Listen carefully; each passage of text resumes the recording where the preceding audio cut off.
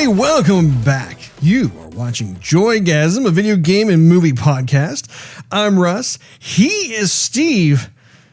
And James is my middle name. In episode 244 today, October 7th, 2021. It's almost like it was meant to be. We're going to be going right into our topic of the day, which is the James Bond No Time to Die movie review. And I suppose it goes without saying, but we will be going into spoiler territory. So spoiler alert! You have, in fact, be warned. Before we actually dive into it, though, make sure you shake that subscribe button. Maybe stir that notification bell. That way, you will not miss a single episode of Joygasm, which drops once a week, every week. Steve, what'd you think of the film? Well, Russ, it's been a while since I've seen little James Bones. Oh, really? It's been a while since I've been shaken, not stirred. Oh. Which I don't think he even said in this movie. He was just popping down drinks left and right. I thought there was one time that he did say the line. Did he? I want to say he did one time. Maybe it was like in passing. Yeah, vodka martini. Oh, shaken, not stirred.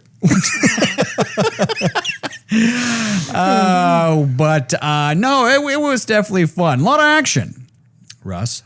You thought it was a lot of action? A lot of action, I thought. Okay. Yeah. Okay. But I will say, since it's been a while since I've seen a Bond flick, I'm a bit out of touch with what has been going on. Mm-hmm. And so there were plenty of times where I was thinking, like, I should know what's going on, but I really don't know what's going on. Now, yes. Remind me, as well as all of our listeners / viewers out there, have you seen every single one of the Daniel Craig James Bond films? Yes. Continue. But I don't remember a lot of them. It's been a while. I mean, it has been a few minutes, Russ. And so I knew that in past films at some point, the M of old has died. You mean the Q? Was it Q or M?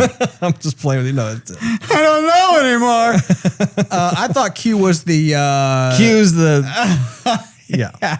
Q is the tech gadget scientist guy. Right. M's more of the boss.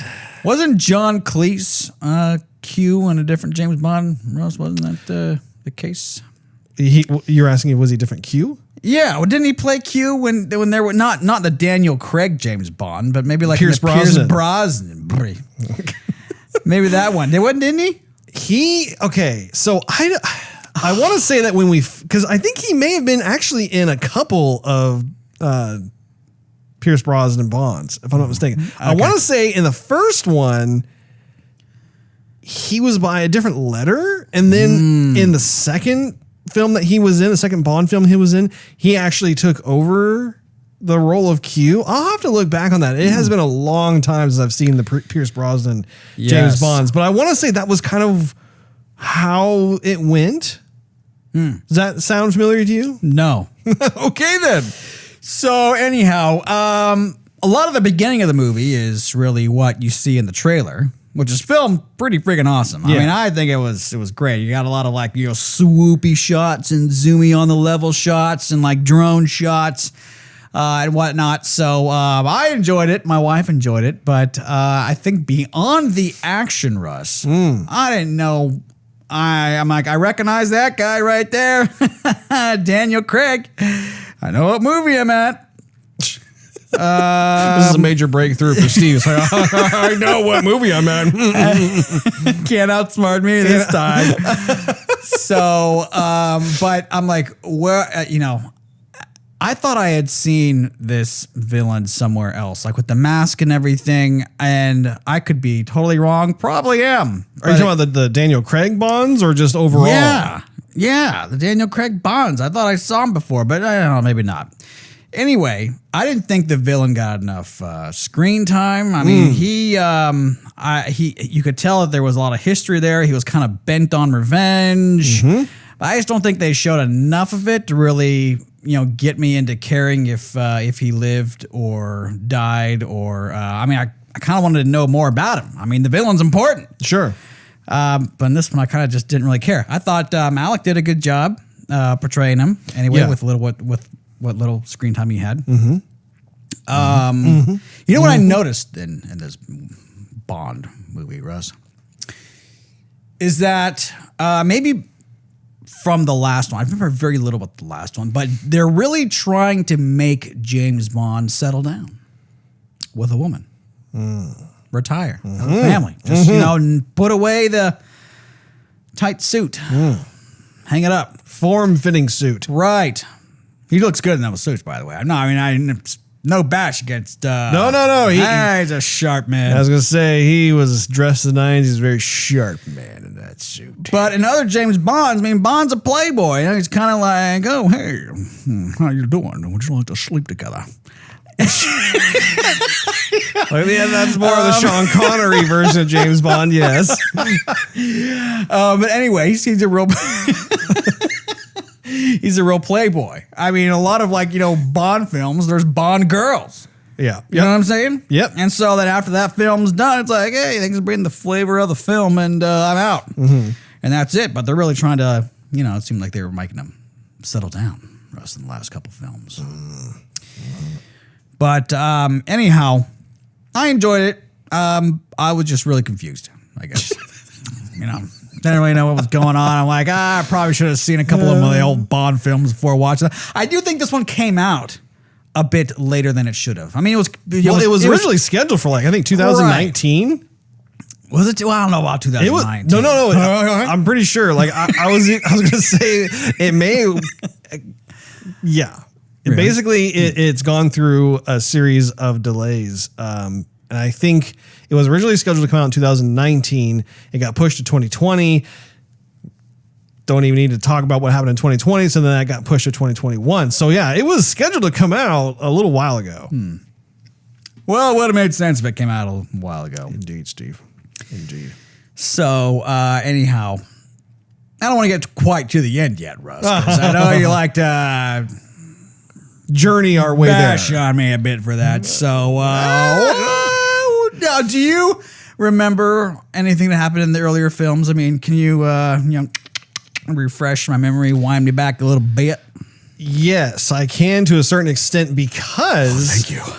I anticipated that I would have the same problem where it has been a while since I've seen certain Daniel Craig James Bond films, and especially because this one had been delayed a couple of times. I was thinking, okay, I know that in this type of film, they have actually decided to act as like a continuation from the previous films, which is not like a normal type of recipe for a James Bond series. Like if you think back to the other films, like they will have like certain elements that will kind of act like a connector to the various films. Like if you look at the Pierce Brosnan James Bonds, or you look at the Sean Connery James Bonds, whatever. Yes. You can look at those and there are, like I said, like little like echoes or something that can help it. But by and large, most of the time, every single one of those films is kind of like a standalone James Bond story. Right. So they've kind of ditched that with the Daniel Craig version, which is really fresh. It's really new. And so what I ended up doing was I watched the Casino Royale film, which is the first one. I hadn't seen that in so long. That is such a great movie. That's a really good one. Yeah, really great.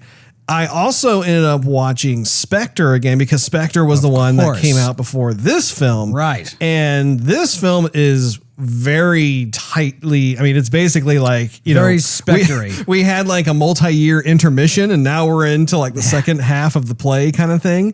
So going into it, I had a more refreshed bearing on like what was going on, but there were still moments where I was like still kind of struggling with like, okay, what is the relationship significance of this character versus Bond, and what's going on with that. So yeah, there was enough of that, but it has been just a really cool journey when I think about the various films. And like I ended up buying, by the way, as I'm talking about this, there are certain places that have the other Daniel Craig, James Bond films on sale for like 30% off for every film or something like that. So I ended up going and I just bought all of them. And I totally intend to continue watching the ones I haven't watched recently, which are, Quantum of Solace and Skyfall. However, I mean, I've watched them all in the theater, and I've also watched them at home throughout the years. It's crazy because I think Casino Royale was released in 2000. I want to say 2006. I was thinking 2006 also. That is a pretty substantial amount of time ago. Indeed.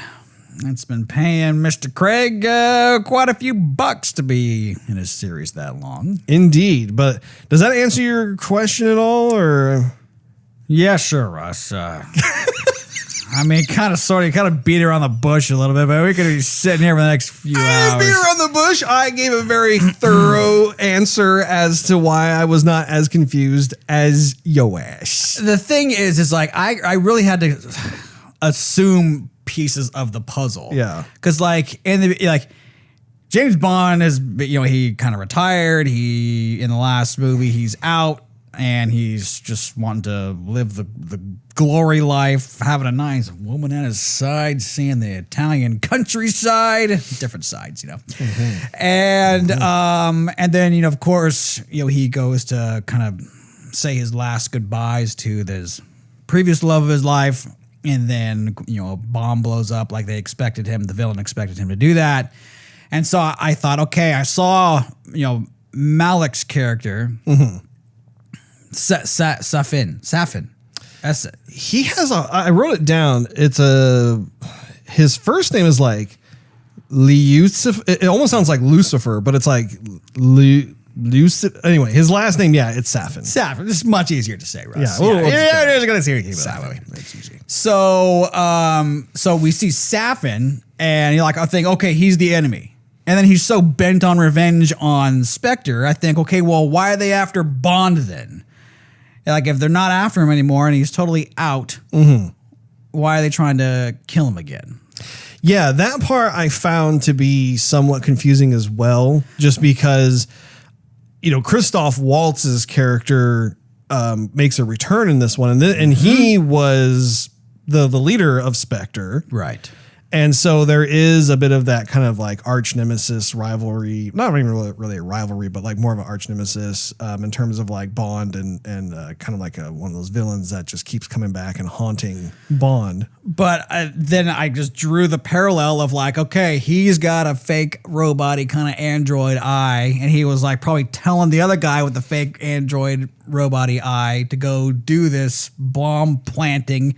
Well, there's only one person who can wear the fake robot-y eye. Well, that was the thug guy. Yeah, the Italian guy. But also they were making the connection later in the movie that Bloomfield, I think his Blofeld. name. Blofeld. Bloomfield. He had another robotic guy. That's where they got the other one.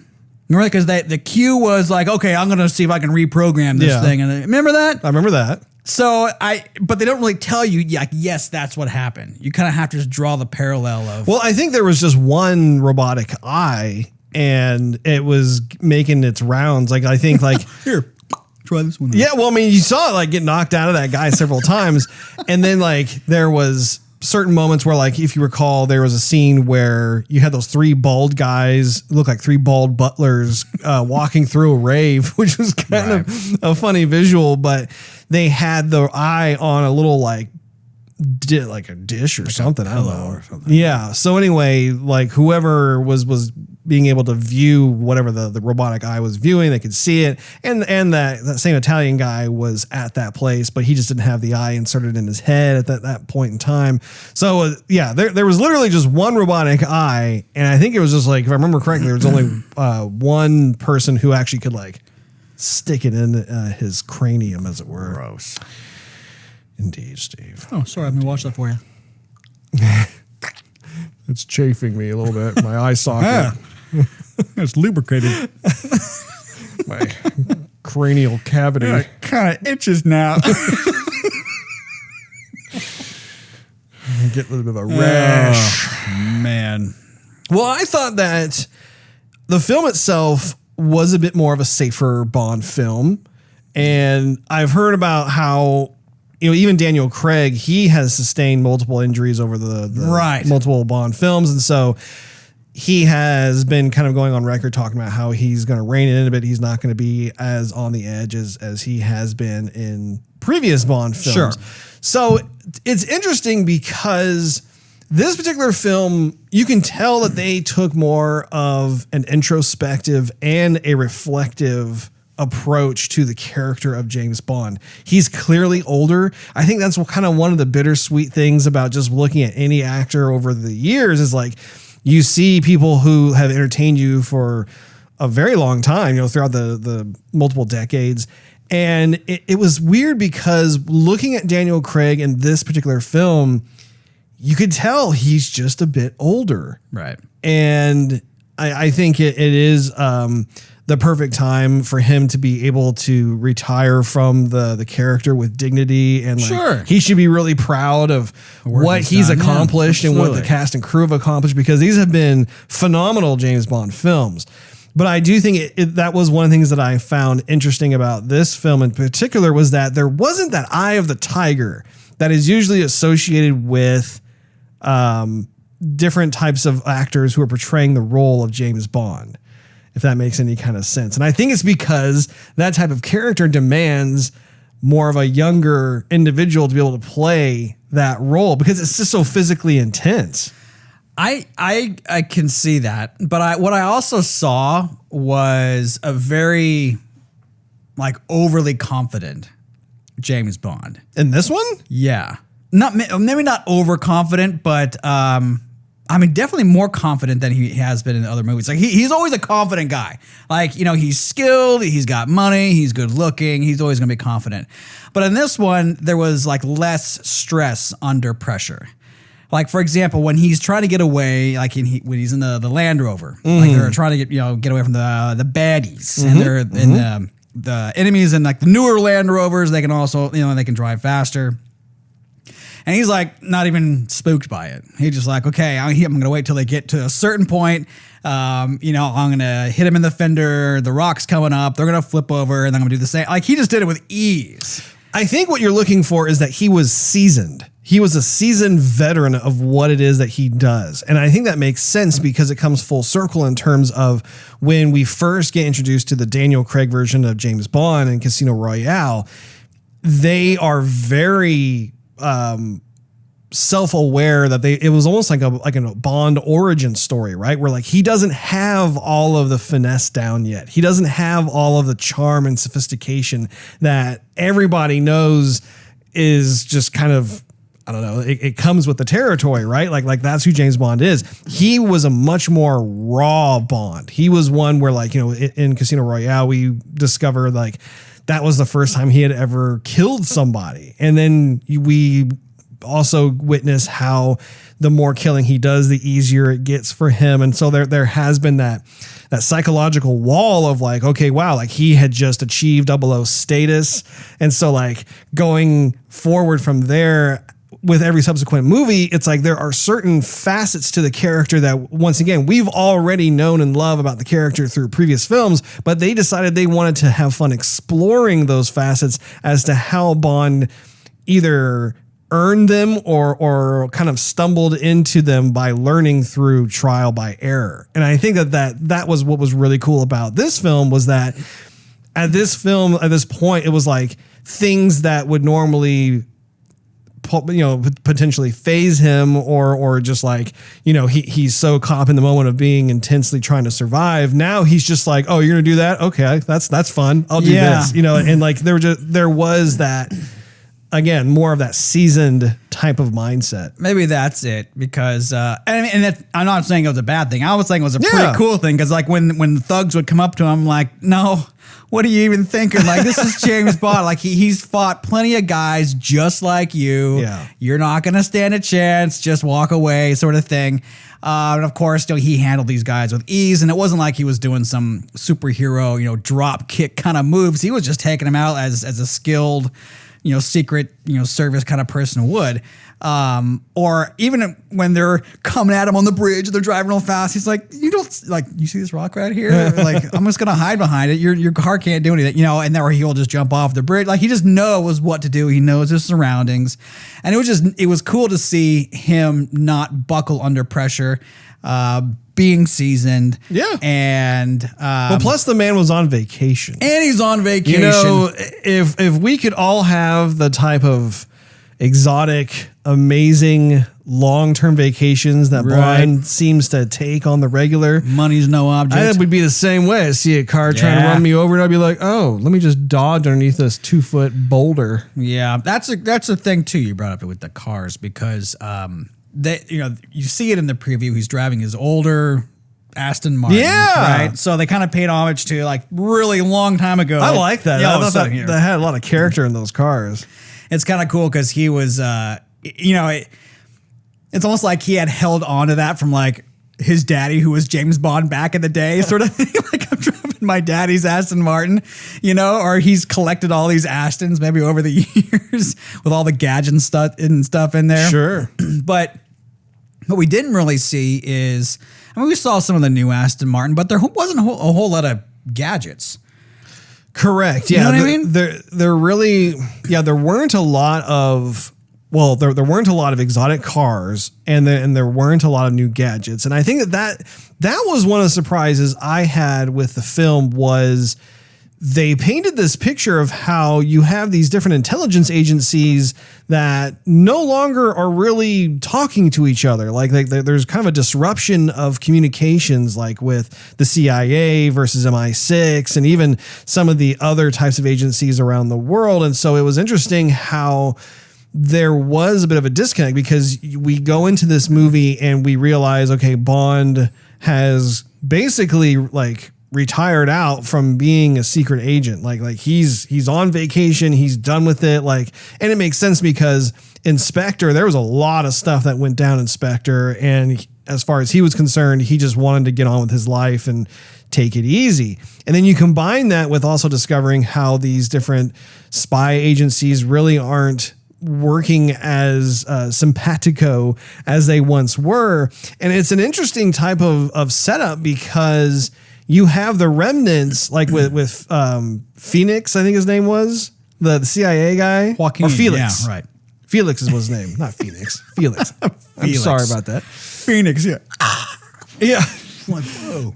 And so it was interesting because they were playing around with some of that stuff, but I think it was acting as a little bit of a detriment to the overall James Bond film going experience because kind of what you're getting at, I think, is there simply were not as many moments of like, whoa, like just those white knuckled, nail biting type of scenarios where you get to see some sort of cool bleeding edge tech in action, or you get to see these crazy, amazing cars. Now they did bring back one of the more iconic Bond cars. But I mean, the problem with that was that we saw that ad nauseum in every single Bond trailer that led up to the release of this film. So by the time we're watching this film unfold, we get to that scene. It's like, oh yeah, that's the scene from the trailer that we've been desensitized to being thrilled in that particular scene because they just, you can tell they were real excited about showing that off.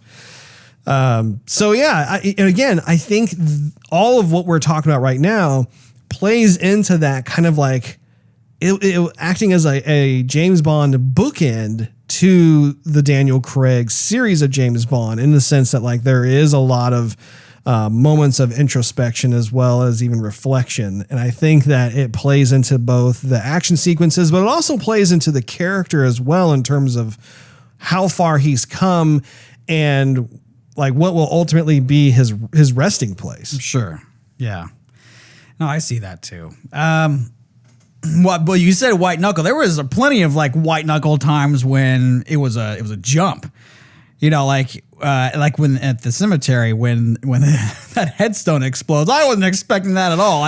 So that was a bit different in the sense that was completely unexpected. I jumped in the theater when that happened. That was very successful. That was a really well execution of taking the audience by surprise in that regard. But that is different because that's kind of more of like a jump scare. True. That's not like, what's gonna happen?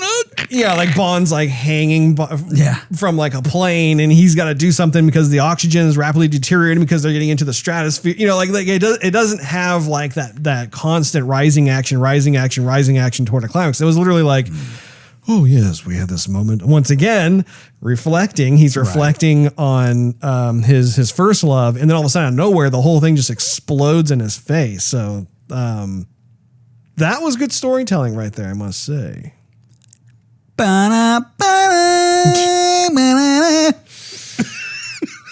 Copyright.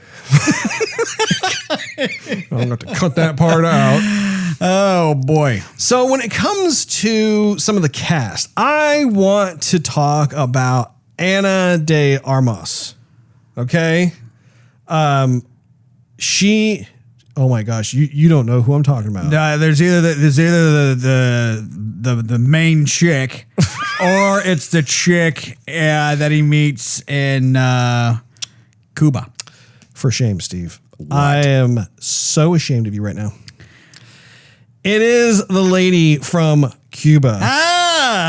And she was in Blade Runner 2049 as the holographic love interest. Right. I am so disappointed in you right now. I knew that name sounded familiar. He loves Blade Runner 2049, and we have talked many times about how awesome that actress was in that film. And I cannot believe you did not make that connection. I did make that connection, but I'm making it now, Rose.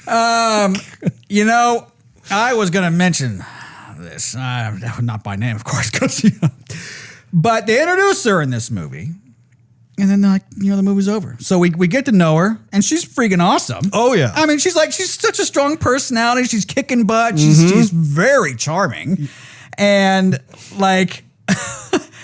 I want to see Bond and her like hook up or something. Absolutely. Well, see, that's one of the biggest things that I wanted to discuss was that, okay, severe disappointment here. Okay. And I'm just being real. Like, okay, she is gorgeous. She is dynamite. Like just even before this film came out, we've seen her in Blade Runner 2049. She was also, I don't know if you've seen the movie Knives Out.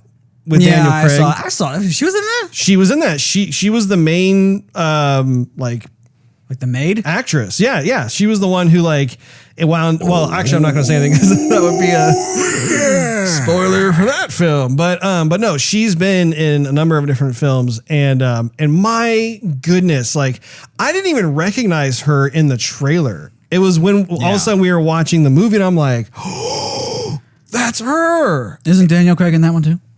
In which one? Knives Out. He is. Oh, man. He is indeed. He plays a very memorable detective. he tries to rock the Southern accent, which is pretty funny. But anyway, going back to Anna, it was amazing to see her in a Bond film. First of all, I think she makes a fabulous Bond girl.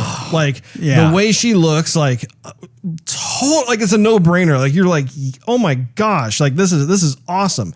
And I mean, really, to a lot of the Bond films credit, they do an exquisite job picking out the various females who are going to play different characters in the Bond films. I mean, it's really, really cool how they must have some kind of formula to it, because it's amazing how it's not like squared. Yeah. Well, what I'm saying is that when you think about the different types of females that you see, for the most part, you tend to see females that have more of that international quality to them. It's not like, oh yeah, here's Pam Anderson playing a Bond girl.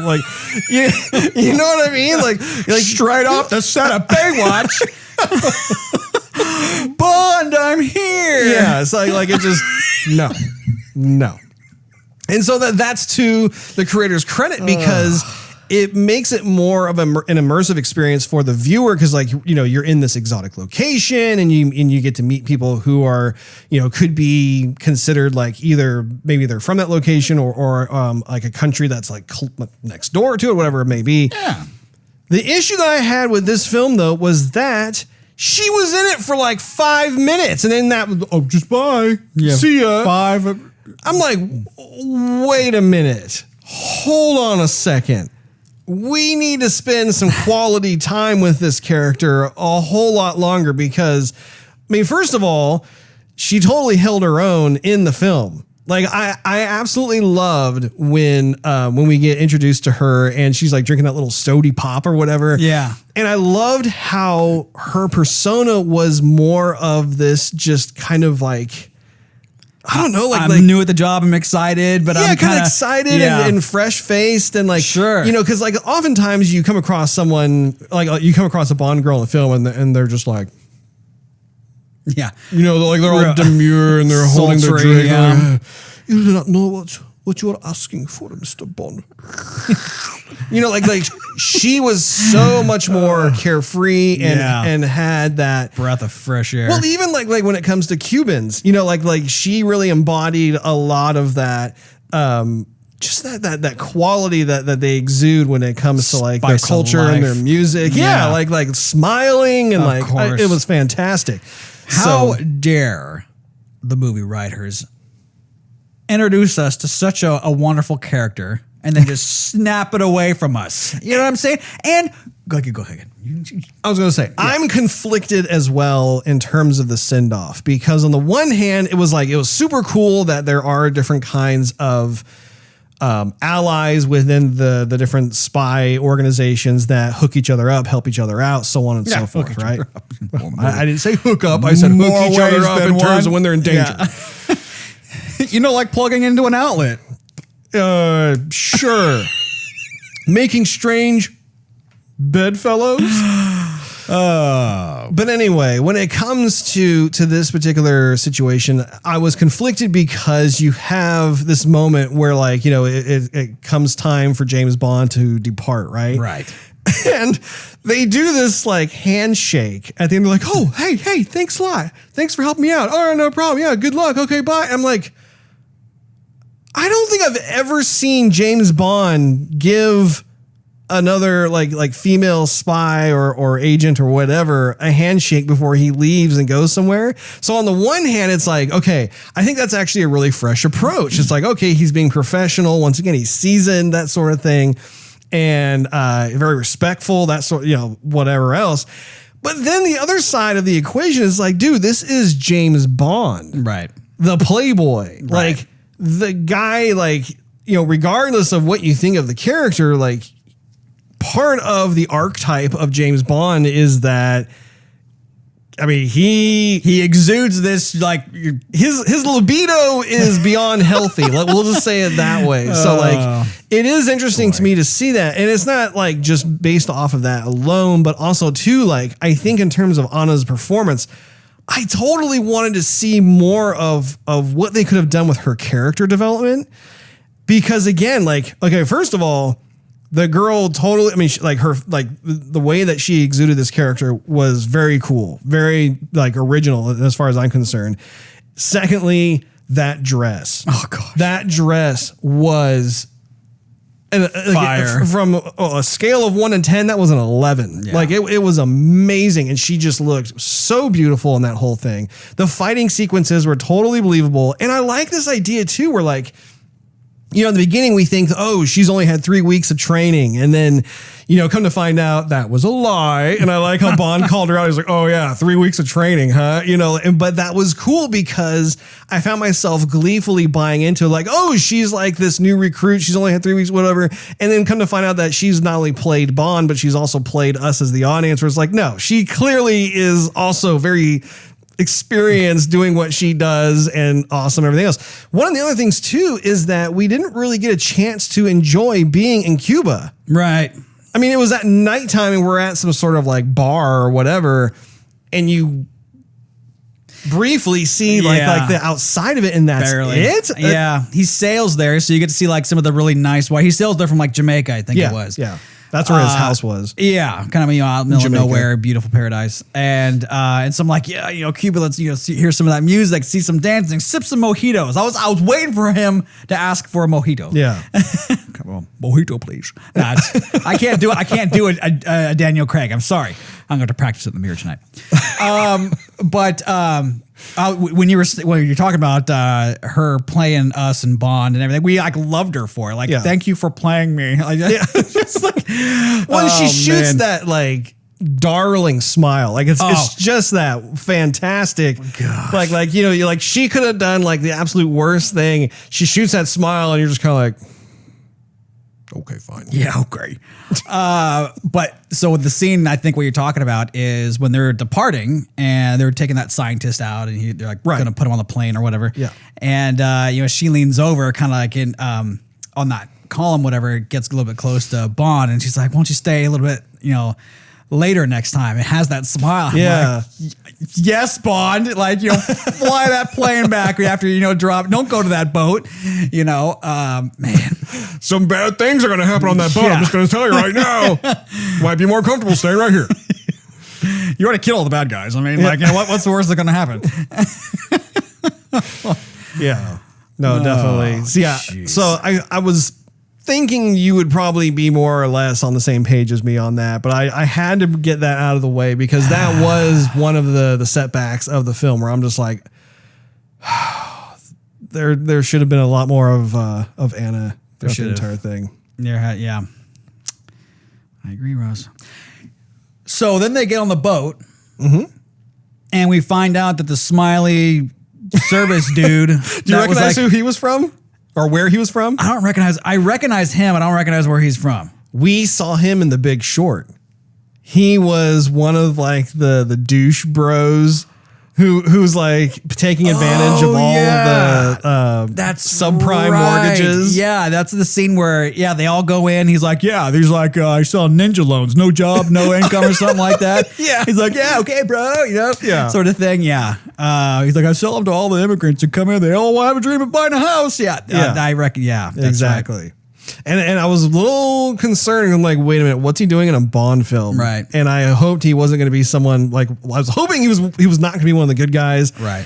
I'm very glad that my intuition served me well. But they didn't really tell what was his story. I mean, they he was obviously part of Spectre, but well, he was, I think, employed by the U.S. government. That's why he was with Felix. He was a part of some State Department thing, whatever. But clearly, he was also working for Spectre. And the idea being, I mean, that's why even when he gets introduced to Bond and Bond's talking kind of one-on-one with Felix, and he was saying, "Dude, the guy smiles way too much. What is the deal here?" And then, of course, you get to the boat scene, and we realize, wow, this is pretty jacked up and everything else. And but I will say too, I really enjoyed his demise.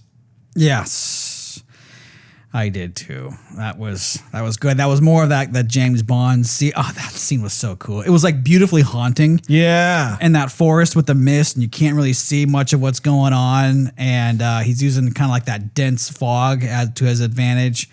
This is beautifully shot. Yeah, the cinematography in the movie was good, on point. As have all of the when I think of the Daniel Craig and in particular the Daniel Craig James Bond films, every single film, the cinematography, the framing, even the color grading on it is on point. It's beautiful. You could pause any one of those films at any point. You're like, okay, this is gorgeous. This is really nice.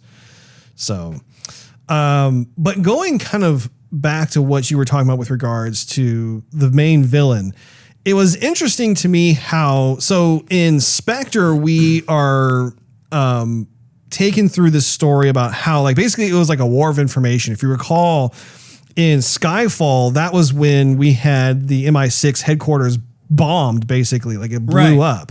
And then in Spectre, they were trying to figure out what they were going to do because MI6, the building itself was demolished. They needed to rebuild it. And there was this almost like a competing entity that was working to basically take control over all the different departments by basically spying on everybody. And it was very Orwellian in terms of how they wanted to dismantle like MI6 and the 00 program and that sort of thing, and have eyes everywhere. And of course, the person who was part of or leading that entire thing was a part of Spectre as well. And so that was the main theme going in. The main conflict was like, they were exploring this idea of, okay, if you have like more of a secure state where like, everything is under surveillance and you have basically no privacy, what is it that you are giving up for that type of security or whatever? And so it's interesting because in this film, they don't really go down that path, even though Christoph's character comes back. He has a smaller role in the film, but this one has more to do with, well, there's two different parts. First of all, so I'm trying to like not go all over the place with this, but like in the Spectre film, we realize that James Bond and Christoph's character shared the same father, and how James Bond was, he was adopted into Christoph's family. I keep saying Christoph because I don't remember what his actual like bad guy name is.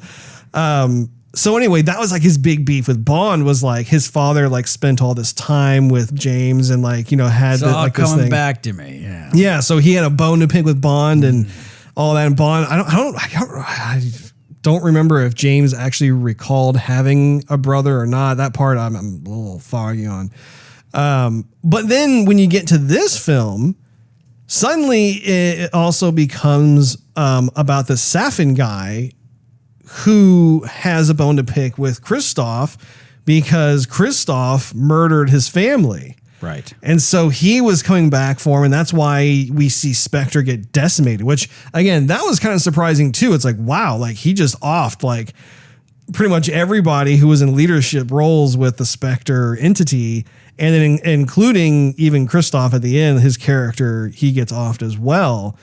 And so that was kind of surprising me because I really thought that they were going to do more with the whole Spectre thing, since that was kind of an ongoing, growing, revealing type of shadowy enemy throughout all the Daniel Craig James Bond films. So, and then it just kind of pivoted into like, oh, well, now I'm dealing with this stuff, and and then they kind of forwarded on with James's love interest. Right.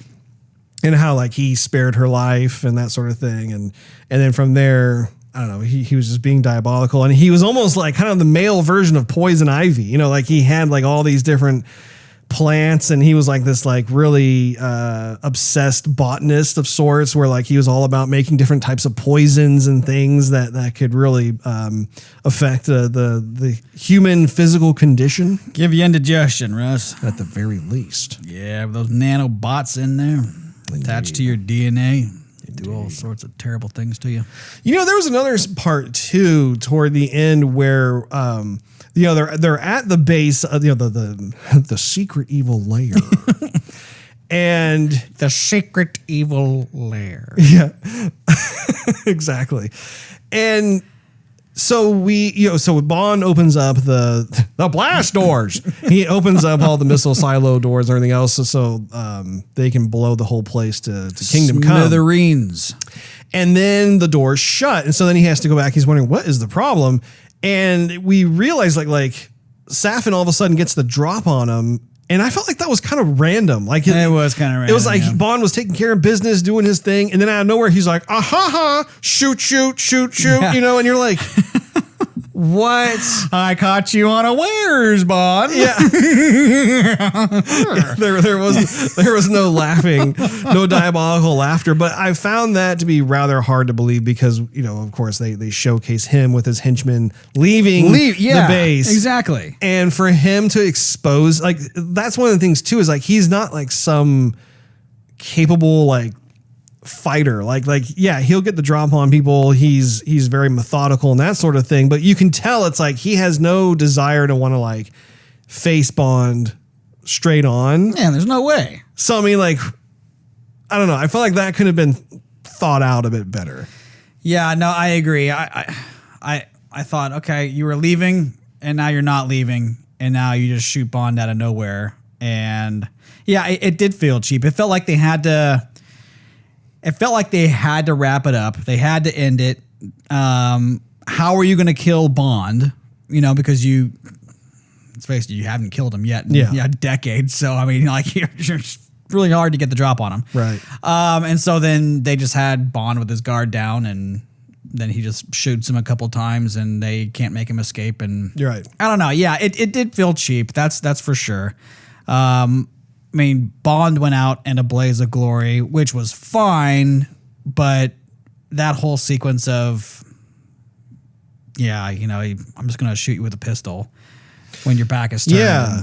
I was like, whatever. And see, I think that's part of the problem I have with it too, is the fact that, like, okay, so he used a gun, and I'm like, okay, this guy is way too exotic to, like, I mean, he probably kind of looks down on guns, to be honest. Like, right. He's kind of more like he wants to be able to utilize his toys in a way that, you know, I don't know, like if he had some, and he did it in a way where, like, you know, like when Bond broke his arm or whatever, you know, he took that vial that he had and smashed it on Bond's face, infecting Bond in that way. I just wanted to, you know, like, we get this tour of his lab, which is huge and has all kinds of cool stuff. You don't know what exactly it is that they're harvesting or manufacturing. I mean, we know about the little, like, smart bots or whatever, poison and stuff.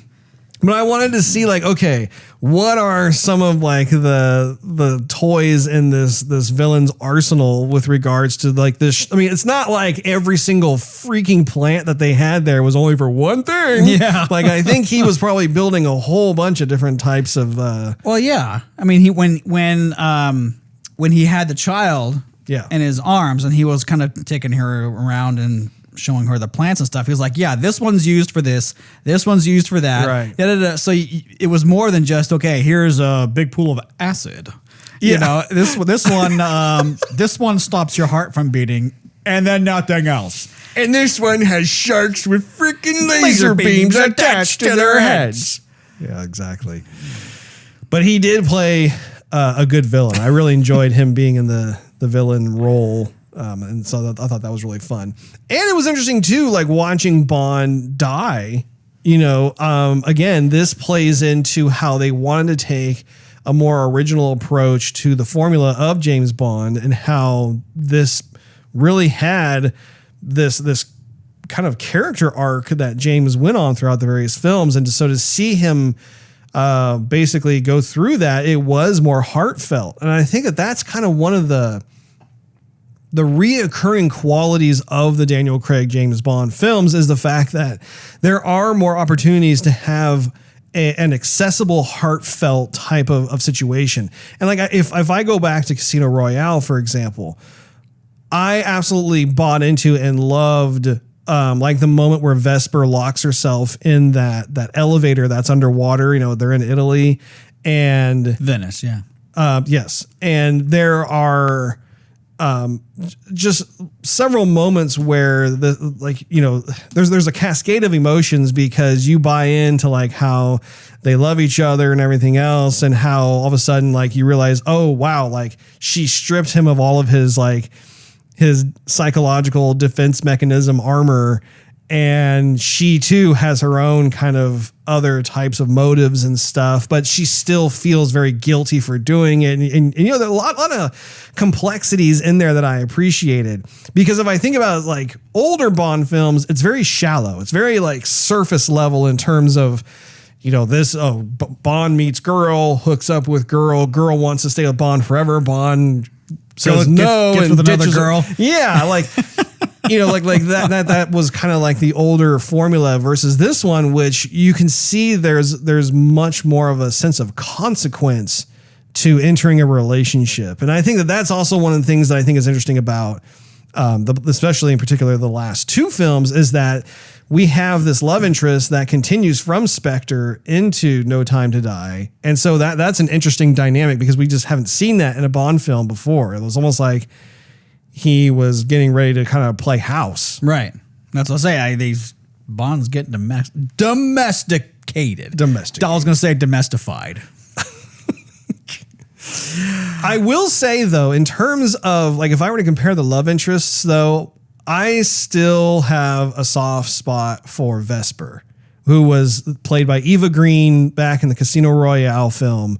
I absolutely loved the whole relationship dynamics of that. You're just saying that because you met her, Russ. That's Hey! all you're saying. She was lovely. I don't know if have I ever talked about that on the show? Yeah, I'm sure you have, Russ. Yeah. You know what? I'm sure you have. You talked to, yeah, you have, Russ. Yeah, you have. You might not remember, probably early on, but you did.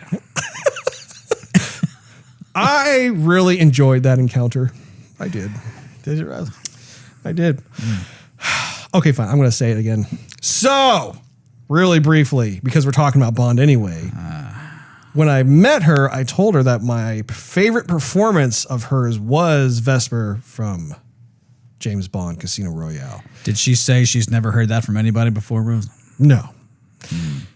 She looked me in the eye, gave the famous Eva Green smile, and said, "Thank you very much." Next. Yeah. And then I went on, and probably the next person said You can move along now. Yeah, exactly. Oh, right. Yeah, it's nice to meet you. I still have that connection, that 5-second connection Yeah. with Eva Green. Haven't ever washed your eyes since, huh, Russ? That's good. No, it was a lot of fun, and but no, when it goes to the film itself, really, I mean, the chemistry between her and Daniel Craig, I thought was perfect, and it was so heartbreaking to see like how that stuff unfolded. And I, for one, actually commend this particular film for taking the time to once again reflect on how he still has like kind of this mourning for Vesper, right? It's not like he's, oh, I'm fine, I moved on, whatever. Vesper, who? Who are we talking about? The motorcycle? Yeah, exactly. Like, I'm in Italy. Are you sure you're not talking about Vespa? Yeah.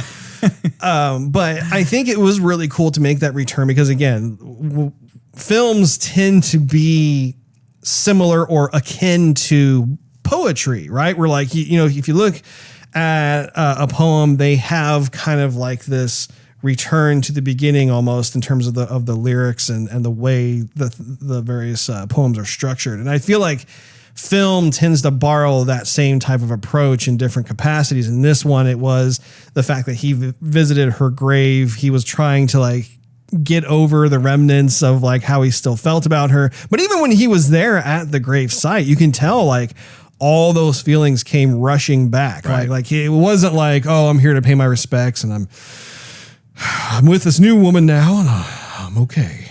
And I'll see you later. You know, like it was very different in the sense that like the longer he stood there, he was just totally reminded of like, he's like, man, I am not over her.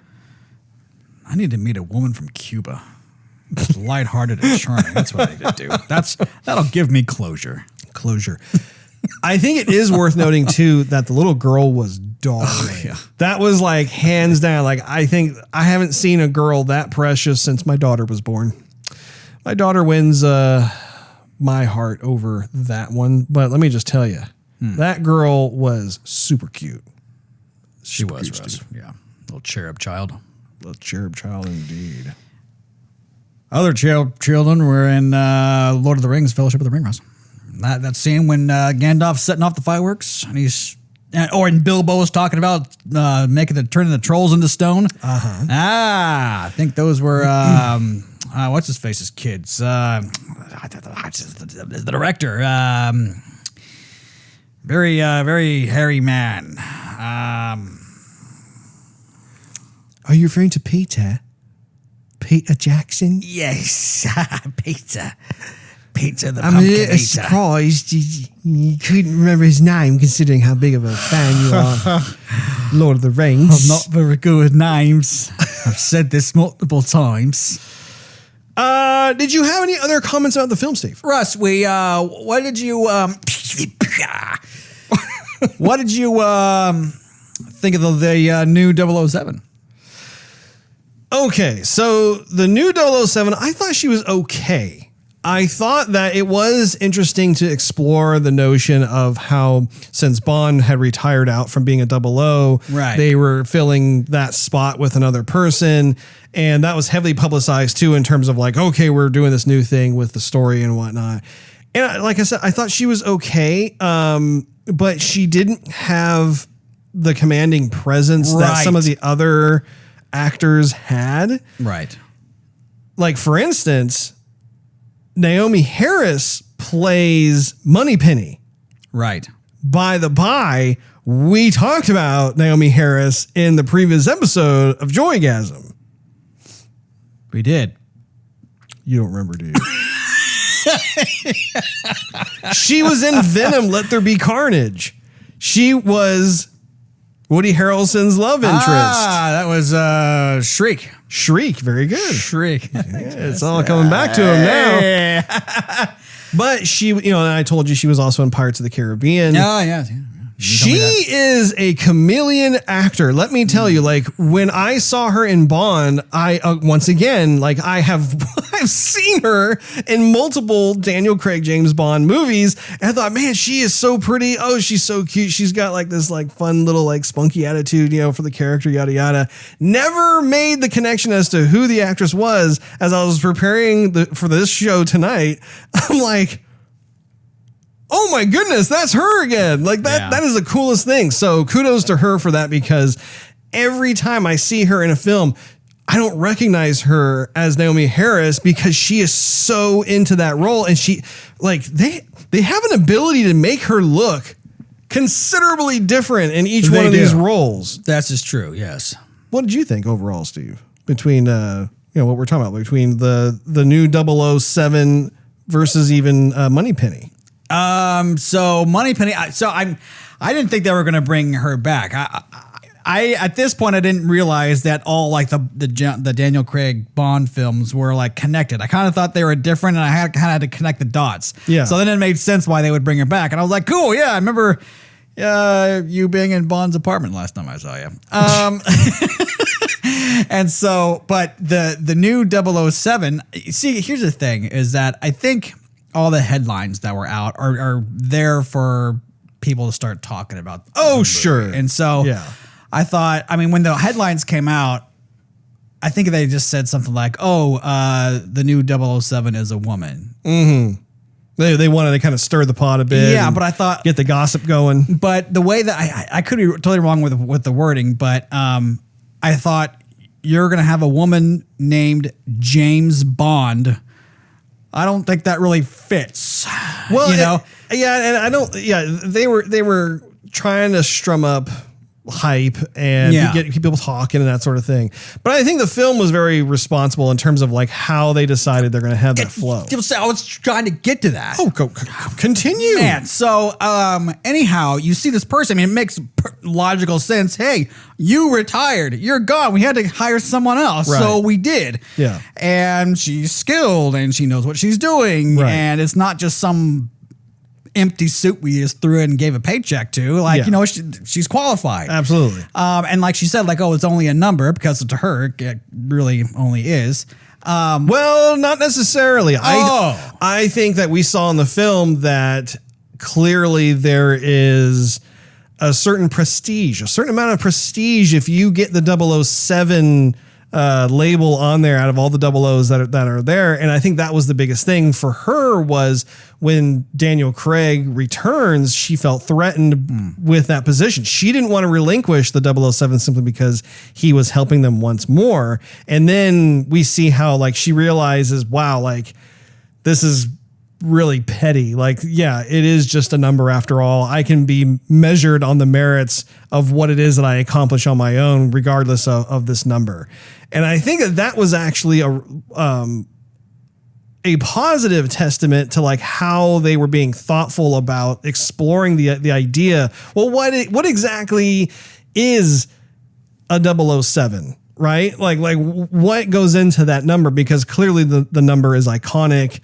They've branded it to be associated with all these different types of, spy, espionage, can do, get through all the tough situations, so on and so forth. And so I think that part of it was fun. But I think some of the leaks that they did leading up to the film, I think it put the film in danger of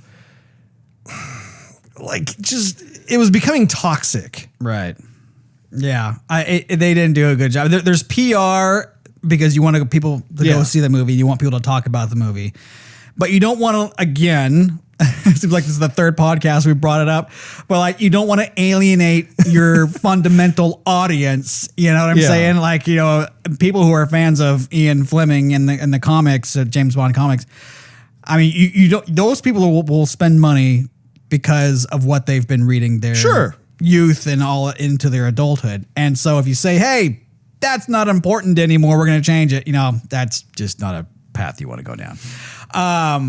But anyhow, did you know there's a James Bond like wiki out there? Oh, I did not know that, but I'm not surprised. So I just noticed it. I didn't read it all that much, but I think it's more of like, as long as you're a 00, then you're at that elite status. Mm-hmm. But I think, and I could be totally, I mean, I don't know anything about this, but I think 007 just rolls off the tongue a little bit better because you're like, yeah, I'm 003. I'm 002, you know, but 007, well, 008. Again, I think it has to do with the relationship of that number in context with James Bond, because again, the Bond franchise has now been in existence for 60 years-ish, 60 or 70. I mean, it's been around for a long time. And what you're talking about is brand affinity.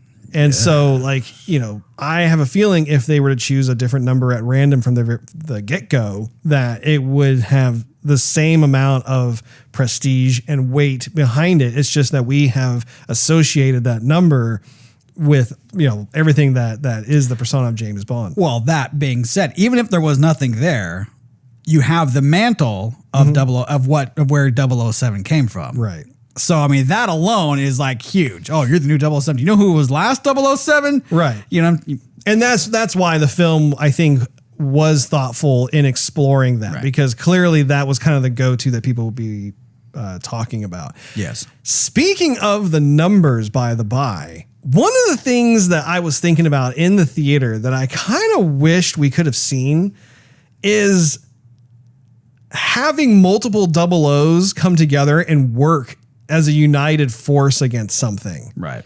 I don't know if they've done that in a previous Bond film. I want to say they have not. But they make like verbal references to like different like in I think it was Spectre, I want to say. There was a reference to like 009, right? Like, oh, 009 is going to get this car. You know, this is not for you, 007. So, and that's cool because again, like you have multiple like elite assassins within MI6, right? Yeah. I would have loved it, especially for a film like this, where clearly it was a send off to Daniel Craig. It would have been fantastic to potentially have other 00s that are there. Now, we did have it in terms of the woman who was playing the 00. But in that unto itself, okay, like that was in the right direction. I was like, okay, this is pretty cool having two elite assassins together, working together, that sort of thing. But I just wanted to be able to, I don't know, like in the movie The Kingsman, like you have like something kind of sort of like that, where like all of a sudden, like, you know, Bond actually needs help with something, right? Like in that base, for instance, was huge. And so looking at something like that, I was thinking, okay, how cool would it be to all of a sudden, you know, called in the cavalry. You know what I'm saying? I don't know. I think it would have been a pretty cool opportunity to do something like that. What do you think, Steve? Well, I don't know, Russ. That was kind of calling. Yeah, that would have been fine.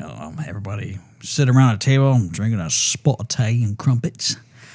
Getting their shoes shined. Because again, like Lashana Lynch, who played Nomi, she was the other 00. Like she was the one who, you know, again, it was really cool to see her and Daniel Craig working together throughout that base.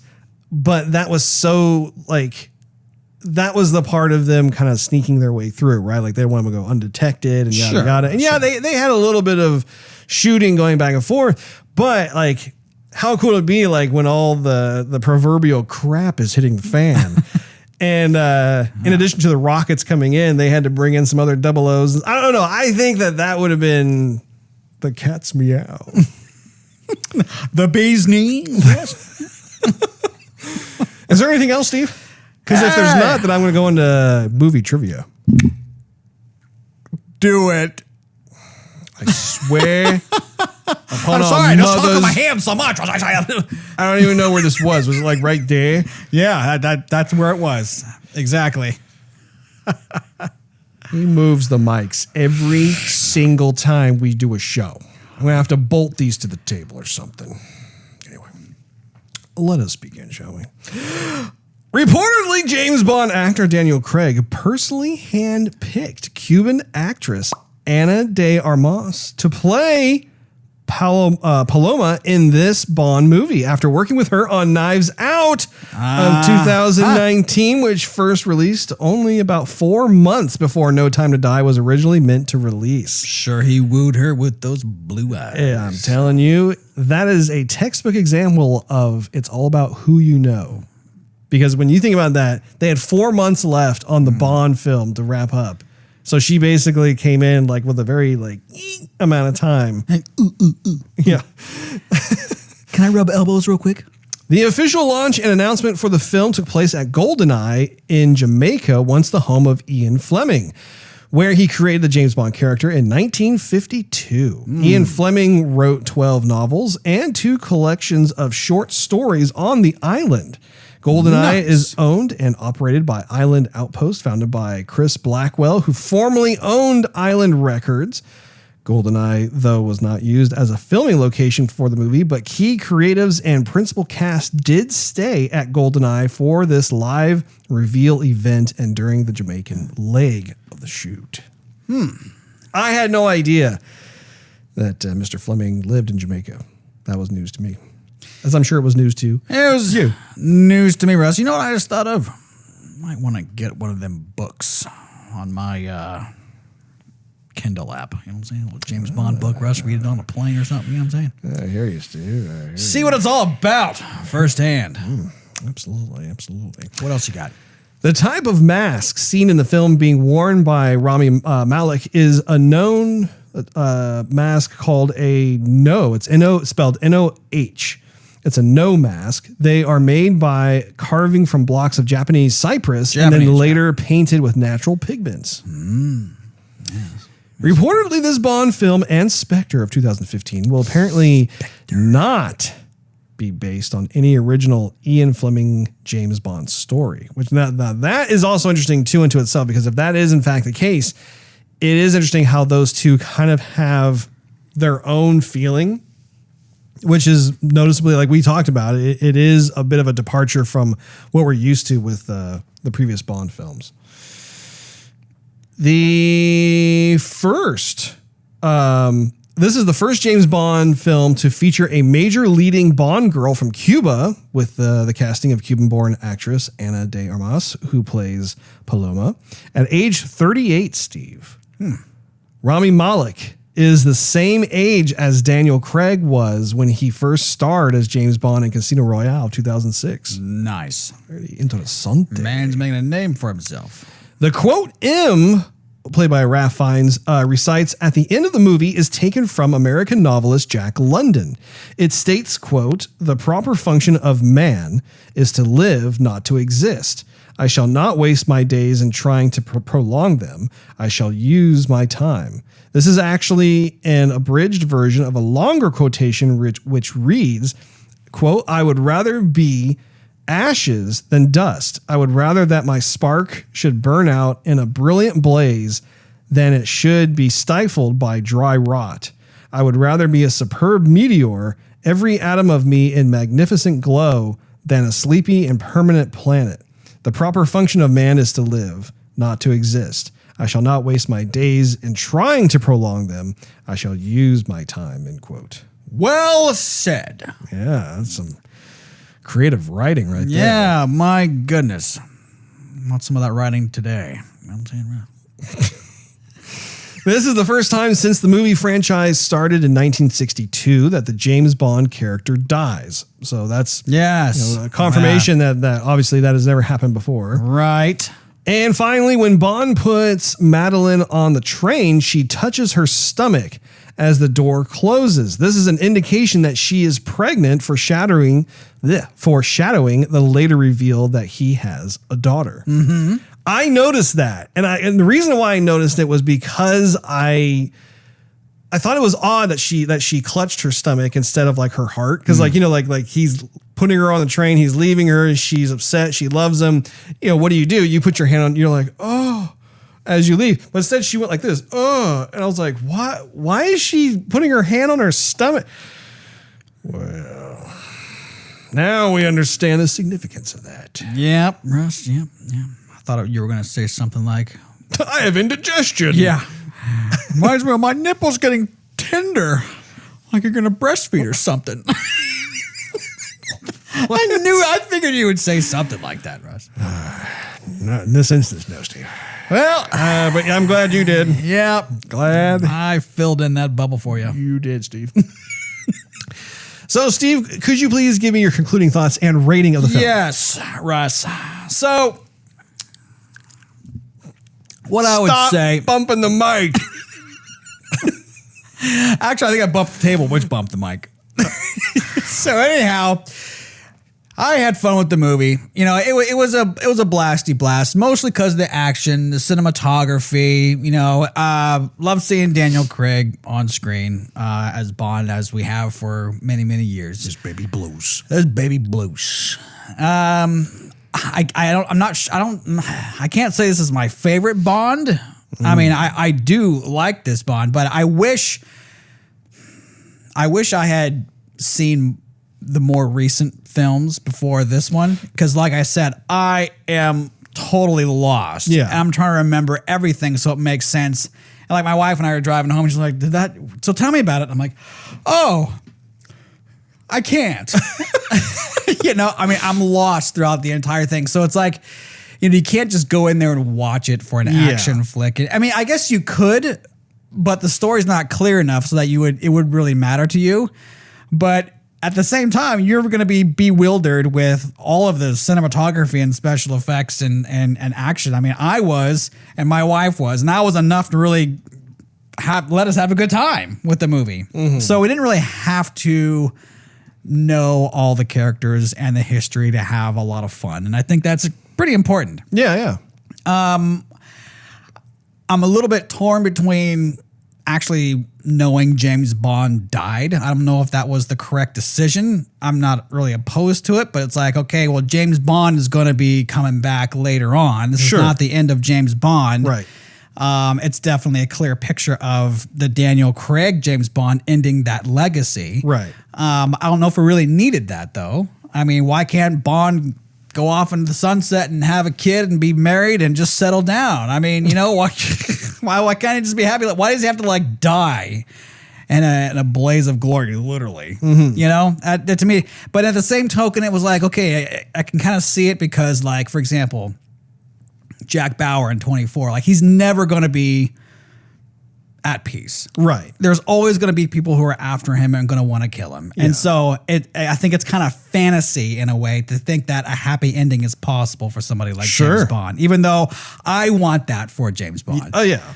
So I don't know. I'm kind of torn between it, but I do feel cheap the way they brought back. I'm like, you know what? I didn't pay for this kind of low level kind of writing. We're just going to go up and shoot him with a pistol and that's going to be it. And, I just think it really did a disservice. Uh-huh. Will I watch the movie again? Yes, I will. Mm-hmm. But it's hard to really recommend the others to see the movie if you're not a real big James Bond fan. Right.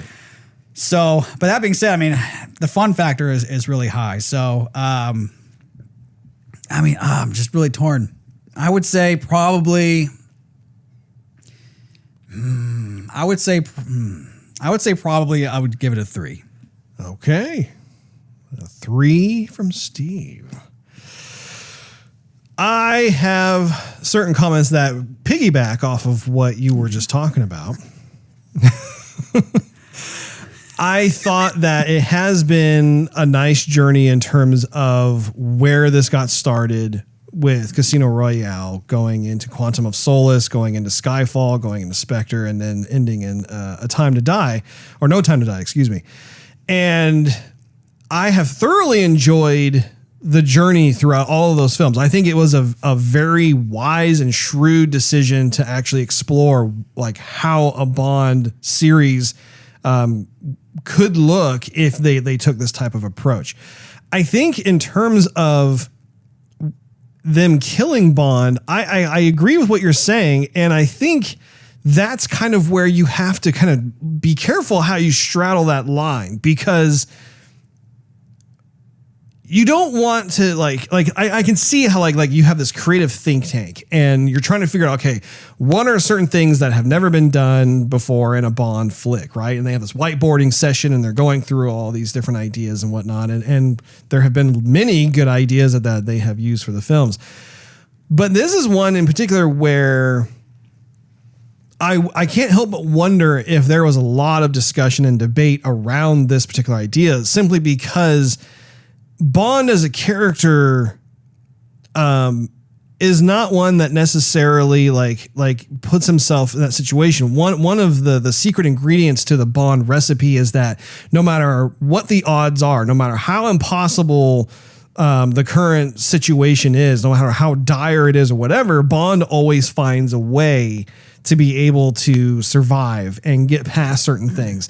And also, part of what makes his character tragic is the fact that despite his desire to maybe want to settle down, have a family, that sort of thing, that's just not in his fate. You know, it's the whole man versus fate kind of thing, where like he really he wishes and he pines for that, but unfortunately, his place in life is one of just forever being that super spy assassin type, and I think even if he were to survive, say for instance, that rocket blast, and move on, maybe there could have been some creative writing, which like basically it explains that, in so many visuals. Maybe it's left unsaid and just the visuals themselves communicate to the audience that this is kind of his cross to bear, basically. Like this is like the mantle that he has been, or the deal he's been dealt.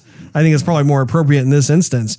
And so looking at that, I think that it is a slippery slope when all of a sudden we're just going to off James Bond, but yet at the end of the credits, we're going to have the text come up that says James Bond will return. It's like, no, you just killed him. And I think that you don't want to cheapen that, right? Like that's why he will return, is that he has been able to best or beat the odds that were definitely not in his favor. And, it's like there's no kind of rest for Bond, right? Like there's no, there will never be a time when he's able to get married and settle down and rest, nor will there be a time for him to enjoy eternal rest. Rest in peace for Bond? I think not. And I think that is part of the overarching conflict of that character, and one that we all know deep down inside, that's the case for him. Like that is his torture, right? And it's this weird situation because he's able to, he feeds off of his job, his duty, his skill sets, that sort of thing. But he also recognizes that, he is unable to really enjoy the other pleasures of life that are not at this surface level. So it's interesting to me. But in terms of the film itself, I was really happy to see Daniel Craig make a return to the silver screen. And it's a little bittersweet because I have enjoyed seeing him as Bond over the entire series of the Daniel Craig Bond films. But like all fun rides, that there is a beginning and there is an end. And so, I was glad to see it one last time. I do think that this particular film did tend to play it a little more safer than the other Bond films. There wasn't as much, like I said earlier, like if I were to compare this to say Tom Cruise's Mission Impossible series, I think the Mission Impossible series is still way more white knuckle, oh my, and the fact that Tom Cruise he did all of his own stunts. I'm like, my goodness, this is insane. Yeah. So there is a difference between the two. And having said that, like, this is not my favorite Daniel Craig Bond film. I would say it's kind of a toss-up, I would say, between Casino Royale and Skyfall. Those two are like probably my favorite out of the Daniel Craig James Bond films. So having said that, I think I agree with you. I think I will give this particular Bond film 3 stars. It is a fun film. If you're a James Bond fan, I think you will have a good time. And, it'll be interesting to see who takes on the mantle from here.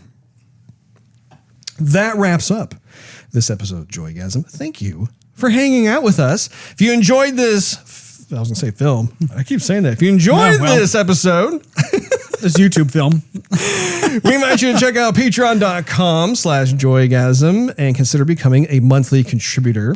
You'll gain exclusive perks and early access to the show. Not to mention, it helps us monetarily do what we love to do.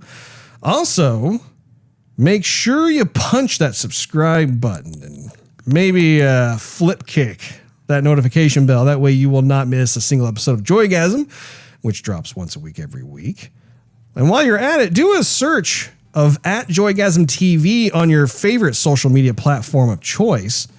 Last but not least, do a search for Joygasm TV on Twitch to see us stream our gaming adventures live every Wednesday night at 9:30 p.m. Central Time. We will look forward to hanging out with all of you once again next week.